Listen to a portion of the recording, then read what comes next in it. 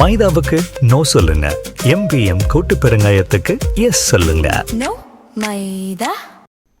குற்றாலம் அருவி பகுதியில் உள்ள பழமையான பாறை சிற்பங்களை பாதுகாப்பாமல் கட்டுமான பணிகள் மேற்கொள்ளப்படுவதாக உயர்நீதிமன்ற மதுரை அமர்வு கடும் கேள்வி எழுப்பியுள்ளது.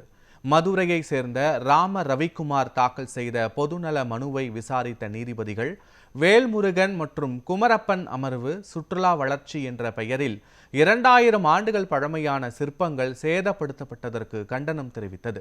அருவியில் குளிக்க வரும் பயணிகளுக்கு அளிக்கும் முக்கியத்துவத்தை பாறை சிற்பங்களை பாதுகாக்க ஏன் அளிக்கவில்லை என நீதிபதிகள் கேள்வி எழுப்பினர். மேலும் மறு உத்தரவு வரும் வரை குற்றாலம் அருவியில் தற்போதைய நிலையே தொடர வேண்டும் என உத்தரவிட்டு வழக்கு விசாரணையை ஜூன் மாதத்திற்கு ஒத்திவைத்தனர்.